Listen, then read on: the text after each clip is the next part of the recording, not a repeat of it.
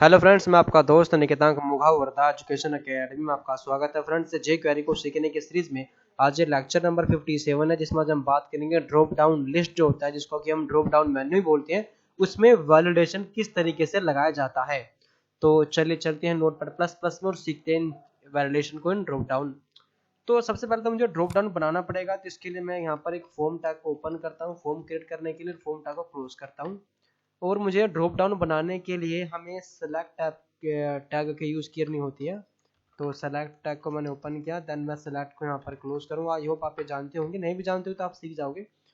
तो select tag को बनाने के बाद अगर मैं इतना ही यहाँ पर सेव करके करता हूँ क्रोम में रिफ्रेश, तो कुछ भी आपको यहाँ पर एक सेकेंड नहीं दिखेगा। सिर्फ यहाँ पर ये विंडो सी आएगी, एक छोटा सा बॉक्स आएगा और बाकी कुछ भी आपको यहाँ पर नहीं दिखेगा। तो इसके अंदर जो डेटा, ये ड्रॉप डाउन मेन्यू तो बन चुका है, पर इसके अंदर डेटा कैसा आएगा? डेटा यहाँ पे डालते हैं हम ऑप्शन मेन्यू की, ऑप्शन टैग की हेल्प से। तो हम यहाँ पे ऑप्शन टैग को ओपन करते हैं, देन ऑप्शन टैग को यहाँ पर क्लोज करेंगे, जिससे क्या होगा कि हमारा डेटा यहाँ पर दिखने लग जाएगा ड्रॉप डाउन मेन्यू में। जैसे कि यहाँ पर इंग्लिश, अब मैंने सेव करता हूँ, अब मैं करता हूँ रिफ्रेश, ये देखिए इंग्लिश, ठीक है। तो यहाँ पर इस तरीके के मैं सब्जेक्ट वाइज यहाँ पर मैं कुछ मेन्यूज क्रिएट कर लेता हूँ, 1 2 3 4 5, ठीक है। अब मैं यहाँ पर डेटा चेंज कर देता हूँ, SCINC साइंस। उसके बाद यहाँ पे मैं रख देता हूँ हिंदी, मैथ्स और देन कंप्यूटर, COMPUTR। इस तरीके से सेव करता हूँ और करता हूँ रिफ्रेश, ठीक है। ये देखिए, तो आप यहाँ पे देखोगे कि अब मुझे एक क्या मुझे और करना है। पहले तो मुझे यहाँ पे एक इनपुट टाइप यहाँ पे सबमिट बनाना है बटन, तो मैंने यहाँ पे सबमिट दिया इस तरीके से। और जो मैं इसको वैल्यू है, वैल्यू दे दूंगा क्लिक, ठीक है, CLICK, या यहाँ पे दे दूंगा सेंड, ठीक है। सेव किया, ये देखिए यहाँ पर एक बटन भी बन गया। अब बटन मैं चाहता हूँ हॉरिजॉन्टल नीचे रहे, तो मैं यहाँ पर BR टैग लगा देता हूँ, सेव करता हूँ रिफ्रेश, ये देखिए। तो बेसिकली अब क्या होगा, जैसे यूजर मेरे इस फॉर्म पे आएगा, उसके यहाँ पर ये input drop down menu list दिखेगी, वो यूजर यहाँ पर क्लिक करेगा और यहाँ से डेटा सिलेक्ट कर लेगा। बट अगर यूजर डेटा यहाँ पर सिलेक्ट नहीं करता है, अगर वो फॉर्म पर सिलेक्ट कर देता है, क्लिक कर देता है, फॉर्म को सबमिट कर देता है, सेंड बटन पे क्लिक कर देता है, तो फॉर्म मेरा सबमिट हो जाएगा। तो इसलिए मैं यहाँ पर क्या करूँगा, मैं ना ही तो इसको यहाँ पर ब्लैंक छोड़ सकता, इस तरीके से मैं यहाँ पे अगर मैं ऑप्शन करता हूँ, और ना ही तो मैं इस तरीके यहाँ पर इसको ब्लैंक छोड़ सकता, इस तरीके से। या तो ब्लैंक छोड़ूंगा तो मुझे यहाँ पर ऊपर लेबल का यूज करना पड़ेगा, इस तरीके से मैं दिखाता हूँ आपको। मुझे यहाँ पर देना पड़ेगा सेलेक्ट योर सब्जेक्ट, इस तरीके से। सेव करते हैं रिफ्रेश, और मुझे यहाँ पर एक सेकेंड सेलेक्ट योर सब्जेक्ट को यहाँ पे एक सेकेंड मैं यहाँ पे डाल देता हूँ, उसके यहाँ पे आउटसाइड में, इस तरीके से। सेव। तो बेसिकली यहाँ पे क्या आ जाएगा, सेलेक्ट योर सब्जेक्ट, और यहाँ पर मैं दे देता हूँ एक BR टैग, इस तरीके से। ये देखिए, तो कि सेलेक्ट योर सब्जेक्ट, तो यहाँ से यूजर सेलेक्ट कर सकता है। या तो हम ये काम कर सकते हैं, तो हम एक काम करते हैं, हम ऐसे नहीं करेंगे इसको, ये ज़्यादा अच्छा नहीं लगेगा। यहाँ पर हम जिस तरीके से हम टेक्स्ट बॉक्स बनाते हैं और अगर हम उसको लेबल नहीं देते हैं, तो हम प्लेस होल्डर हमारा लेबल का काम कर देता है। तो ऐसा यहाँ पर मैं काम करता हूँ, यहाँ पर लिख देता हूँ select subject, SELECT, select subject, select subject, SUBJECT, इस तरीके से। सेव करता हूँ रिफ्रेश, तो यहाँ पर देख सकते हैं आप, ये यूजर समझ जाएगा कि मुझे यहाँ पर सब्जेक्ट को सिलेक्ट करना है, तो यहाँ पर क्लिक करेगा, तो जो भी सब्जेक्ट उसको सिलेक्ट करना है यहाँ पर सिलेक्ट कर लेगा, ठीक है। तो इस पर करेंगे वैलिडेशन। तो अब मुझे क्या करना पड़ेगा, मुझे सबसे पहले यहाँ पर स्क्रिप्ट टैग को ओपन करके यहाँ पर मुझे इसको क्लोज करना होगा इस तरीके से, ताकि यहाँ पर मैं अपनी jQuery की फाइल को लिंक कर सकूँ। तो src में मैं यहाँ पर लिखूंगा jQuery.js, ठीक है। अब jQuery कोड लिखने के लिए मुझे क्या करना पड़ेगा, मुझे यहाँ पर स्क्रिप्ट टैब को ओपन करना पड़ेगा, टैग को, और यहाँ पर क्लोज करना पड़ेगा, ठीक है। अब मुझे jQuery का बेसिक सा सिंटैक्स लिखना होगा, डॉलर, जिसको बोलते हैं डॉक्यूमेंट, $.ready, देन यहाँ पे फंक्शन, और इस तरीके से, ये ठीक है। ये हमारा बन गया jQuery का बेसिक सिंटैक्स। तो मैं क्या चाहता हूँ कि मैं चाहता हूँ कि जब मेरे इस सेंड बटन पर कोई क्लिक करे, तो मेरा फॉर्म वैलिडेशन हो जाए। तो एक काम करते हम सबमिट इवेंट का भी यूज कर सकते हैं, जो हमने पिछले लेक्चर में किया था, और हम क्लिक पर भी यूज कर सकते हैं। तो मैं आपको इसमें क्लिक के थ्रू करके दिखाता हूँ। तो मैं इसको आईडी दे देता हूँ यहाँ पर, जैसे कि submit button BUTTON submit button, इस तरीके से कि जैसे कोई यूजर इस पर बटन पर क्लिक करेगा तो मेरा डेटा जिस तरीके से आप देखो यहाँ पर, इसको मैं एक काम करता हूँ, यहाँ पे फॉर्म में आके इसको मैं टारगेट दे देता हूँ, अपना ट्विटर अकाउंट का यहाँ पर URL दे देता हूँ या यूट्यूब दे देता हूँ, यहाँ पर www.youtube.com सेव करता हूँ। मैं चेक कर लेता हूँ ये काम कर रहा है नहीं, एक सेकंड, इसको करते हैं रिफ्रेश, सेंड कर रहा हूँ। तो प्रॉपर URL हमें डालना पड़ेगा। तो यहाँ पे नहीं, टारगेट नहीं, सॉरी, हमने यहाँ पे एक्शन डालना है, हमने टारगेट डाल दिया था। ठीक है, रिफ्रेश करते हैं, ये देखिए सेंड कर रहा हूँ। तो देखिए यहाँ पर ये प्रॉपर URL यहाँ पे नहीं आया ना, इसलिए ये प्रॉपर आपको यहाँ पर इस पे लेके नहीं जा रहा है एक्शन। तो या तो एक काम करता हूँ, मैं यहाँ से यूट्यूब को ओपन कर लेता हूँ, या मैं अपने ट्विटर का ही अकाउंट यहाँ पे ले लेता हूँ URL, इस तरीके से कॉपी करता हूँ और मैं यहाँ पर अपना ट्विटर का URL पास कर देता हूँ, क्योंकि देखिए HTTPS ये डालना जरूरी होता है। ठीक है, तो देखिए जैसे कोई भी इसको सेंड करेगा तो मेरा ट्विटर पे अकाउंट खुल जाएगा, तो इसका मतलब ये होगा कि हमारा फॉर्म सबमिट हो चुका है। अब देखो, अगर यूजर यहाँ पर आया और यूजर ने देखा सेलेक्ट सब्जेक्ट, बट यूजर ने इसको इग्नोर कर दिया और सेंड पर कर दिया क्लिक, इसका मतलब क्या हुआ, डेटा तो हमारा फैच हो चुका है, सर्वर पे चला गया है, बट यूजर से हमें जो इनपुट यहाँ पर लेना था यूजर ने इनपुट दिया ही नहीं यहाँ पे। ठीक है, और ये इसमें हमें वैलिडेशन करना हमें मैंडेटरी है, नहीं तो यूजर आएगा सेंड कर देगा, इस तरीके से डेटा हमारा चला जाएगा और यूजर से हम प्रॉपर डेटा नहीं ले पाएंगे। तो हम एक काम करेंगे कि मैं चाहता हूं कि जब मेरे इस बटन पर क्लिक करे कोई सेंड बटन पे, तो मेरा इवेंट चलना चाहिए।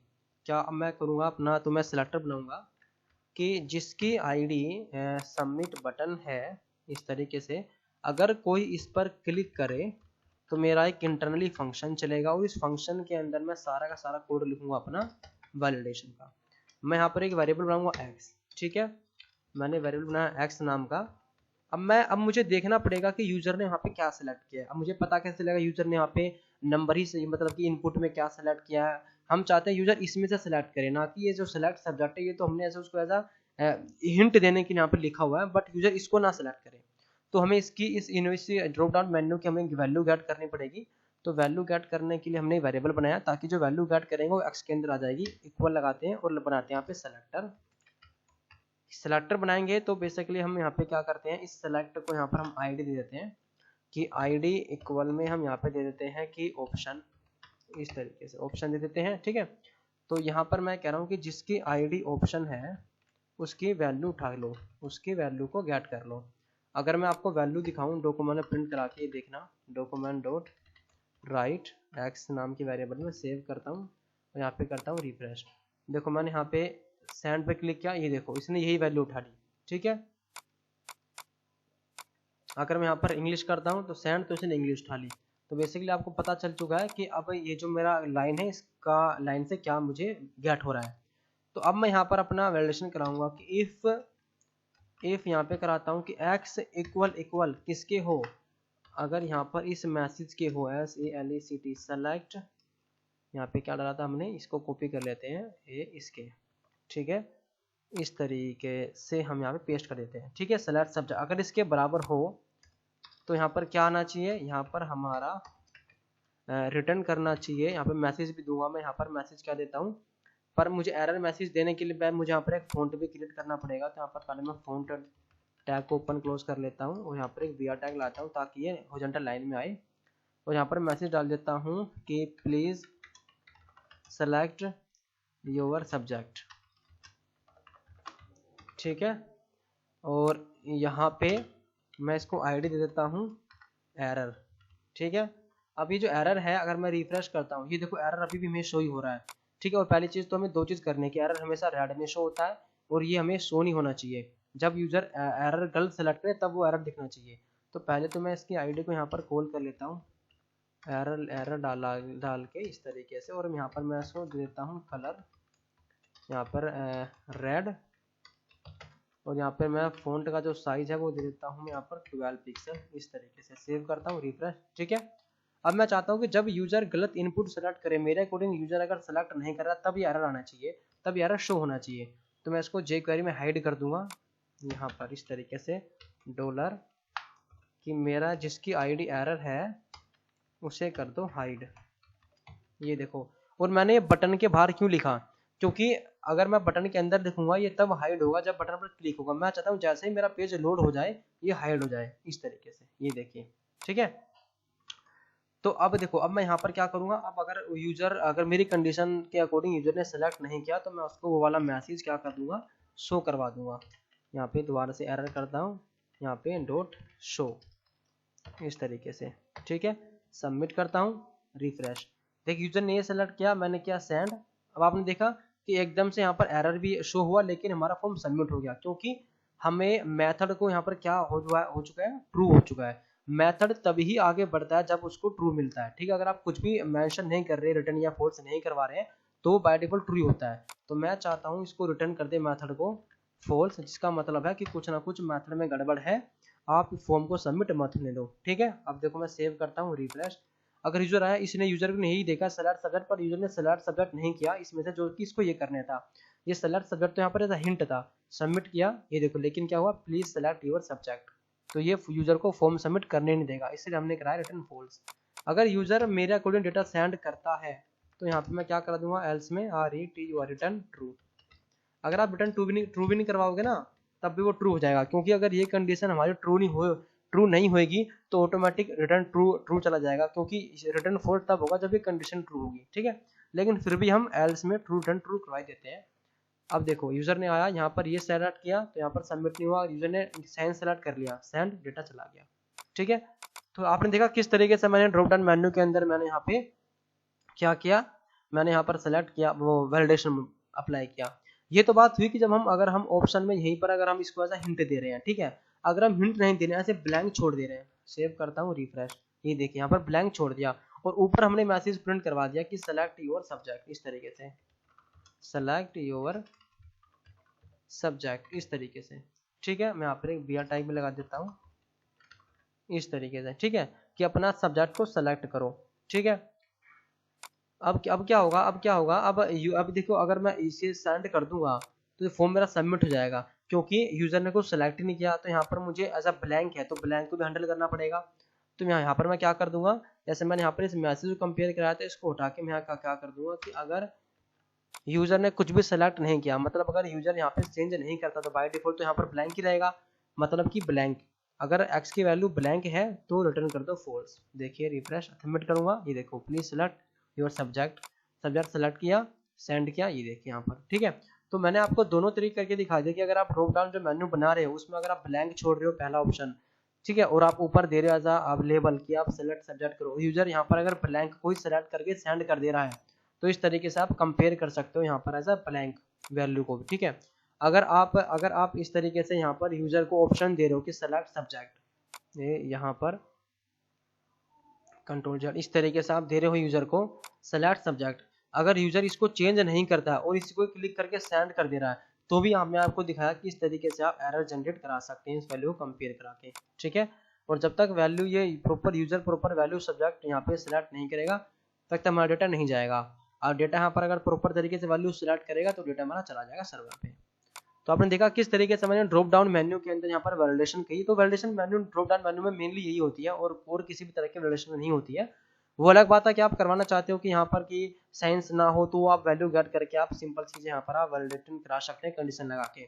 मेन कंडीशन यहाँ पर वैलिडेशन बेसिकली यही होता है यहाँ पर कि हम जो या तो हम ब्लैंक दे देते हैं, कभी कभार हम एक ऑप्शन एंटर कर देते हैं और उसके अंदर लिखते हैं सेलेक्ट सब्जेक्ट, तो हम चाहते हैं कि ये ना सेलेक्ट करे वो यूजर सब्जेक्ट सेलेक्ट करे। तो इस तरीके से वैल्यू गेट करके हम इस तरीके से इसको वैलिडेट करा सकते हैं। तो बेस सिंपल सा कोड है, इसमें कोई डिफिकल्टी नहीं है। यहाँ पर सिर्फ आपको याद रखना है कि फंक्शन तभी सबमिट करने देगा डेटा को आगे, तभी प्रोसीड करने देगा फॉर्म को अगर उसको मिलेगा ट्रू। अगर हम किसी भी फंक्शन को फॉल्स रिटर्न कर देते हैं तो उसका मतलब फंक्शन समझता है कि इस फंक्शन में कुछ ना कुछ गड़बड़ है, यूजर नहीं चाहता कि फॉर्म सबमिट हो या जो क्लिक इवेंट पर जो काम मैं कराना चाहता हूँ, ठीक है, वो आगे बढ़े, यूजर चाहता है वो रुक जाए, ठीक है। तो इसका आप यूज कर सकते हैं रिटर्न फॉल्स रिटर्न ट्रू का। तो आपने देखा फ्रेंड्स किस तरीके से मैंने यहाँ पर ड्रॉप डाउन मेन्यू जिसको कि हम ड्रॉप डाउन लिस्ट और ड्रॉप डाउन मेन्यू ही बोलते हैं, इसमें वैलिडेशन लगाई।